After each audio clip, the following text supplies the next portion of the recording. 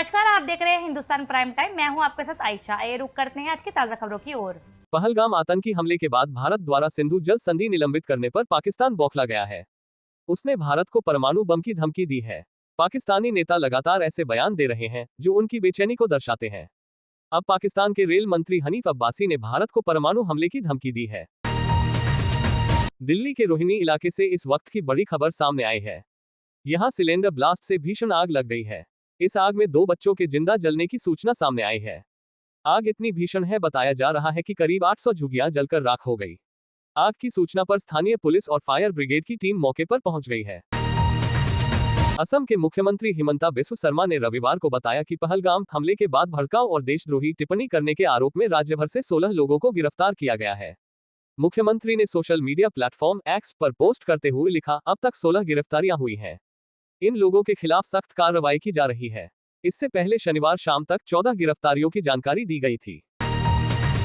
पहलगाम में हुए हालिया आतंकी हमले के बाद केंद्र सरकार ने सुरक्षा कारणों का हवाला देते हुए पाकिस्तानी नागरिकों की चारधाम यात्रा पर रोक लगा दी है। सरकार के इस फैसले के बाद चारधाम यात्रा के लिए पंजीकरण करा चुके 77 पाकिस्तानी हिंदू श्रद्धालु अब यात्रा नहीं कर पाएंगे। जेएनयू छात्र संघ चुनाव में लेफ्ट समर्थित उम्मीदवारों ने अध्यक्ष समेत 4 में से 3 पदों पर जीत हासिल की है। वहीं संयुक्त सचिव पद पर अखिल भारतीय विद्यार्थी परिषद एबीवीपी के उम्मीदवार वैभव मीणा ने जीत दर्ज की है। एबीवीपी के मुताबिक जेएनयू छात्र संघ चुनाव में उनकी यह जीत ऐतिहासिक है।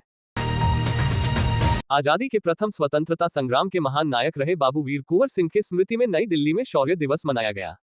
कार्यक्रम का आयोजन भाजपा पूर्वांचल मोर्चा दिल्ली प्रदेश द्वारा किया गया। कार्यक्रम में संघ के वरिष्ठ प्रचारक व राष्ट्रीय इतिहास संकलन के संगठन मंत्री बलमुकुंद पांडे, सांसद व बिहार भाजपा के सहप्रभारी दीपक प्रकाश मुख्य अतिथि के तौर पर शामिल हुए। जीएल बजाज इंस्टीट्यूट ने India expo mart greater Noida में आयोजित भारत शिक्षा एक्सपो 2025 में अपनी शानदार उपस्थिति दर्ज कराई है।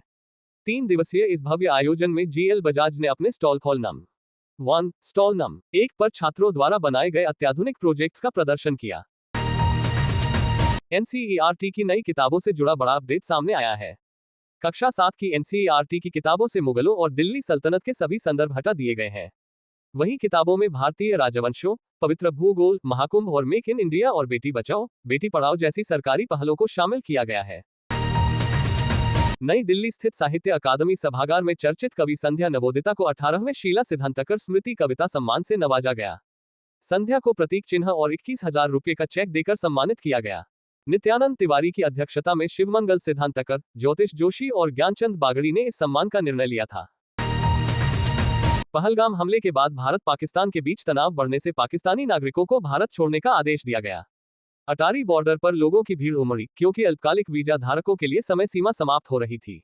अटारी वाघा बॉर्डर के रास्ते अब तक 509 पाकिस्तानी नागरिक गए हैं। श्री राम हनुमान सेवा परिवार द्वारा 18वां विशाल बालाजी जागरण का आयोजन गीता कॉलोनी में किया गया। लंका को जला दिया है, रावण का वध कर दिया है और एकांत में विभीषण जी का राज्याभिषेक हो रहा है। सब राक्षस हट जाते हैं, फिर पैसे पूछते हैं बचेगा कौन?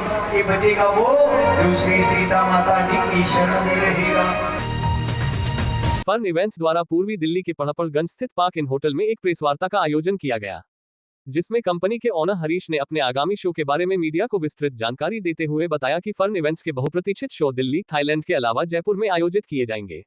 और मेरी फर्म का नाम है फन इवेंट्स। हम इवेंट्स करते हैं इंडियन अब्रॉड, लेकिन हम इवेंट्स किसी और के लिए नहीं करते, हम अपना डिज़ाइन खुद करते हैं।